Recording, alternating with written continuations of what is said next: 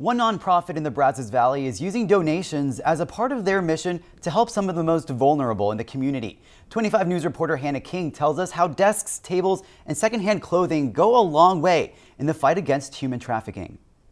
Unbound BCS says when they were accepting donations for their new office in Bryan, they received a surplus, which prompted them to organize their first garage sale, raising awareness and funds for their organization.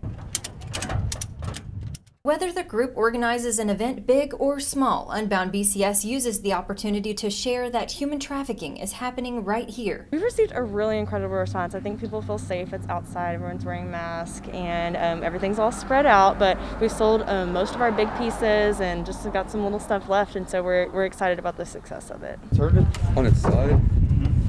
While the COVID-19 pandemic has increased demands for their services, funds have decreased. Something as small as a Saturday afternoon garage sale actually goes a long way. We operate off of the generosity of our public and just that people think that we should be here, and so they help us do that by giving their funds or their time or their talents. Giving out English and Spanish pamphlets, providing the human trafficking hotline, and supplying customers with resources all help spread awareness of what they do. We actually helped 18 human trafficking victims identified right here in the Brazos Valley just last year alone.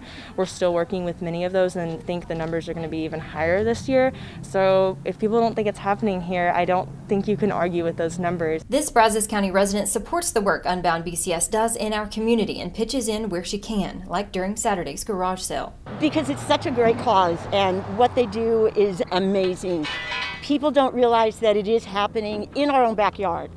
Just because you don't see it doesn't mean it's not happening. The organization says it takes money and donations to meet trafficking victims where they are and to provide immediate support and advocacy. Any events they can have during this time is crucial in their fight against the crime. It takes money to hire staff to do these trainings. It takes money to print off things to give. And it takes money to meet people at the hotel rooms when we recover them or when the police recover them and we go into those hotel rooms. We give them a victim response bag. We have these in youth sizes. It's a billion-dollar business. It's bigger than drugs. So let's stop it. We can do this. We can stop it.